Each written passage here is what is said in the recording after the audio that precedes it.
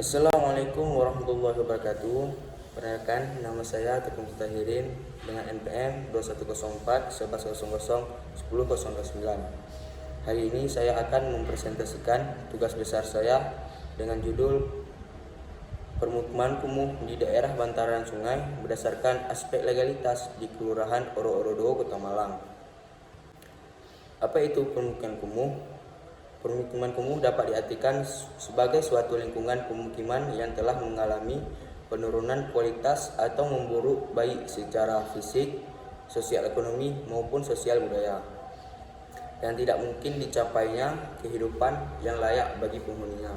Bahkan dapat pula dikatakan bahwa para penghuninya benar-benar dalam lingkungan yang sangat membahayakan kehidupannya.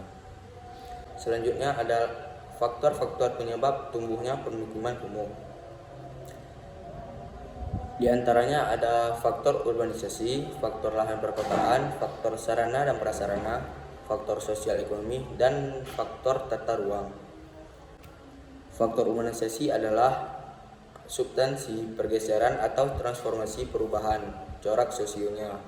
Proses urbanisasi ini merupakan suatu gejala umum yang dialami oleh negara-negara yang sedang berkembang, dan proses urbanisasi ini berlangsung pesat dikarenakan daya tarik daerah perkotaan yang sangat kuat, baik yang bersifat aspek ekonomi maupun yang bersifat non-ekonomi. Selain itu, daerah perdesaan yang serba kekurangan merupakan pendorong yang kuat dalam meningkatkan arus urbanisasi ke kota-kota besar. Selanjutnya ada faktor lahan perkotaan. Faktor lahan perkotaan di daerah perkotaan semakin hari luas lahannya berkurang akibat pertumbuhan penduduk yang melonjak drastis dari tahun ke tahun. Ini merupakan permasalahan yang dihadapi daerah perkotaan, sehingga masalah perumahan di daerah perkotaan merupakan masalah serius yang dihadapi daerah perkotaan. Selanjutnya ada faktor sarana dan prasarana. Faktor sarana dan prasarana adalah kondisi sarana dan prasarana dasar di permukiman seperti air bersih, jalan, drainase, jaringan sanitasi, listrik, sekolah, pusat pelayanan, ruang terbuka hijau, dan pasar tidak memenuhi standar dan tidak memadai sehingga menyebabkan permukiman tersebut bisa menjadi kumuh. Selanjutnya ada faktor sosial dan ekonomi. Faktor sosial dan ekonomi ini pada umumnya sebagian besar penghuni lingkungan permukiman kumuh mempunyai tingkat kepadatan yang rendah karena terbatasnya akses terhadap lapangan kerja yang ada. Tingkat pendapatan yang rendah ini yang menyebabkan tingkat daya beli yang rendah atau terbatasnya kemampuan untuk mengakses pelayanan sarana dan prasarana dasar. Selanjutnya ada faktor tata ruang. Dalam tata ruang, permukiman kumuh merupakan bagian yang tidak dipisahkan dari bentuk struktur ruang kota. Oleh karena itu, perencanaan tata ruang kota harus didasarkan pada pemahamannya bahwa pengembangan kota harus dilakukan sesuai dengan gaya dukung, termasuk daya dukung yang relatif rendah di lingkungan permukiman kumuh. Materi selanjutnya adalah karakteristik dan kriteria permukiman kumuh.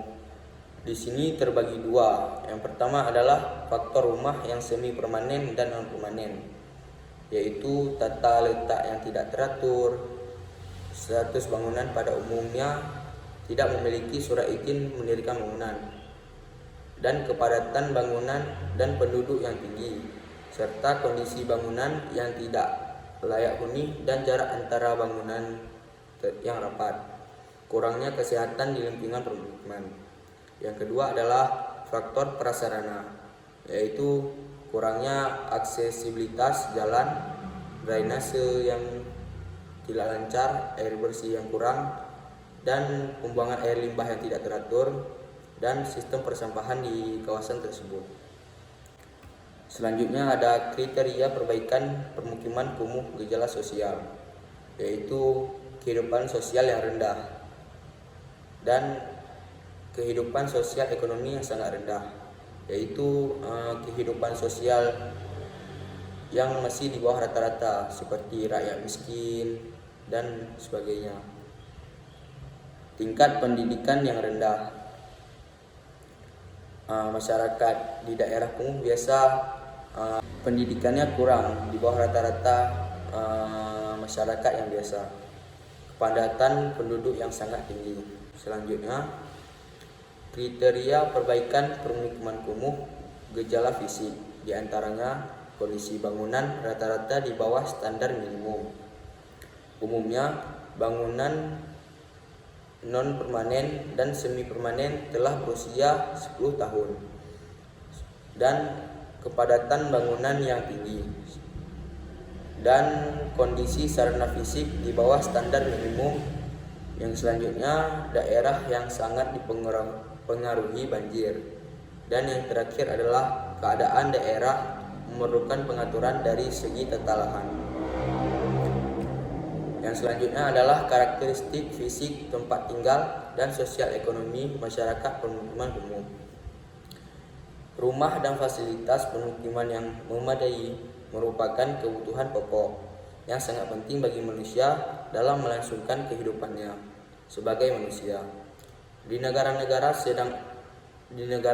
yang sedang berkembang, masalah kualitas perumahan dan fasilitas permukiman di kota-kota besar amat terasa. Ini disebabkan oleh pertambahan penduduk kota yang sangat pesat karena migrasi dan terbatasnya lahan yang diperuntukkan bagi permukiman yang memadai. Terbatasnya pula dana dalam penataan dan pengelolaan kota dalam menghadapi masalah menyebabkan fasilitas perumahan dan permukiman menjadi terbatas dan mahalnya pembiayaan. Yang selanjutnya adalah karakteristik fisik tempat tinggal, yaitu yang pertama ada kepadatan bangunan. Kepadatan bangunan di kawasan kumuh termasuk tinggi dengan indikasi kerapatan antar bangunan.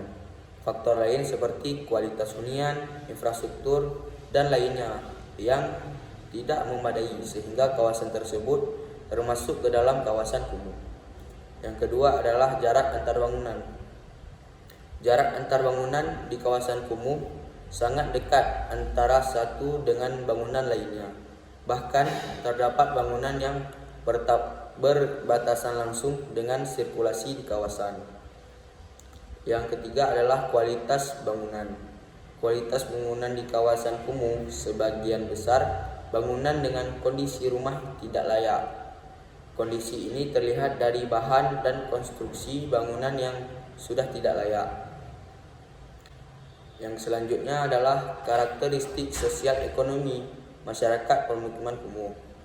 Permukiman pada umumnya terkonsentrasi pada berbagai jenis pekerjaan di sektor informal, cenderung mendominasi pekerjaan-pekerjaan sebagai penjual makanan dan minuman, baik diproduksi sendiri maupun diambil dari orang lain.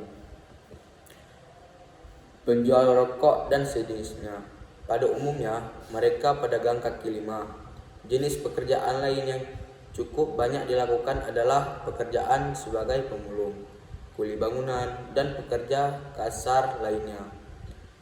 Terkonsentrasinya mereka pada pekerjaan di sektor informal ini adalah karena sektor ini sangat mudah dimasuki, meski oleh mereka yang tidak memiliki keterampilan atau pendidikan formal.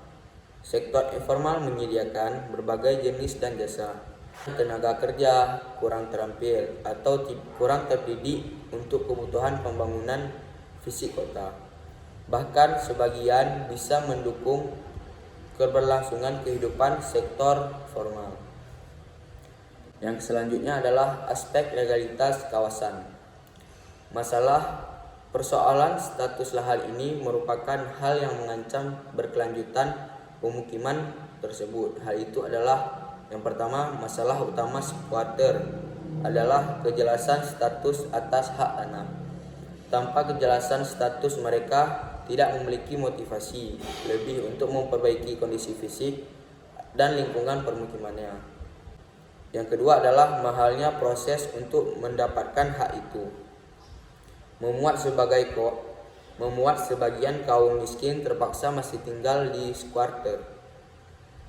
Johann Silas, seorang pakar dalam bidang arsitektur dan permukiman kumuh, menjelaskan bahwasanya kriteria pokok untuk menentukan permukiman kumuh tersebut adalah bila berada di lokasi yang ilegal dengan keadaan fisiknya yang substandar, penghasilan penghuni amat rendah ataupun masyarakat miskin, tak dapat dilayani berbagai fasilitas kota, dan tidak diingini kehadirannya oleh publik kecuali yang berkepentingan. Berdasarkan kriteria Silas tersebut, aspek legalitas juga merupakan kriteria yang harus dipertimbangkan untuk menentukan kekumuhan suatu wilayah, selain buruknya kondisi kualitas bangunan yang ada. Selanjutnya adalah legalitas kepemilikan tanah. Status tanah sebagai mana tertuang dalam Inpres nomor 5 tahun 1990 tentang peremajaan pemukiman kumuh adalah merupakan hal penting untuk kelancaran dan kemudahan pengelolaannya. Lahan merupakan bagian dari bentang alam landscape yang mencakup pengertian lingkungan fisik termasuk iklim, topografi atau relief tanah, hidrologi, dan bahkan keadaan vegetasi alami, yang semuanya secara potensial yang akan berpengaruh terhadap pemanfaatan lahan. Alih fungsi lahan merupakan salah satu permasalahan tentang penggunaan lahan saat ini. Alih fungsi lahan adalah perubahan fungsi sebagian atau seluruh kawasan lahan dari fungsinya semula, seperti yang direncanakan, menjadi fungsi lain yang menjadi dampak negatif atau masalah terhadap lingkungan dan berpotensi lahan itu sendiri. Alih fungsi lahan disebabkan oleh keperluan untuk memenuhi kebutuhan penduduk yang makin bertambah jumlahnya dan meningkatnya tuntutan akan mutu kehidupan yang lebih baik. Yang selanjutnya adalah legalitas bangunan. Tentang IMB mengatur dalam Undang-Undang Nomor 28 Tahun 2002 tentang bangunan gedung. Diwajibkan untuk memiliki izin mendirikan bangunan. IMB merupakan landasan sah kita mendirikan bangunan. Dalam IMB tersebut tercantum data-data bangunan secara detail, mulai dari peruntukan, jumlah lantai, dan detail teknis yang menjadi lampirannya.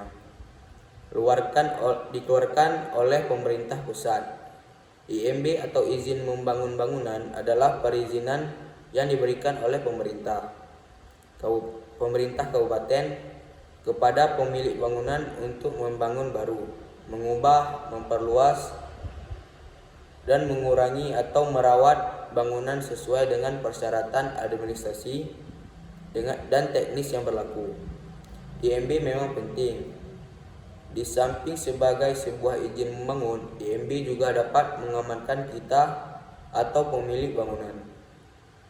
Anda akan terbebas dari kekhawatiran jikalau pada suatu saat ada perubahan tata kota atau pengembangan yang dilakukan oleh pihak pemerintah. IMB atau izin mendirikan bangunan memiliki tujuan sebagai berikut. Yang pertama adalah untuk meningkatkan pelayanan publik yang prima kepada masyarakat dalam bidang perizinan secara mudah, sederhana, dan cepat. Yang kedua adalah untuk mengendalikan setiap gerakan pembangunan agar sesuai dengan teknis konstruksi dan arsitektur sehingga tercapai perencanaan tata ruang yang optimal. Yang ketiga adalah untuk menjamin kepastian hukum sekaligus memberikan perlindungan kepada pemegang izin maupun masyarakat. Sekian dari saya. Assalamualaikum warahmatullahi wabarakatuh.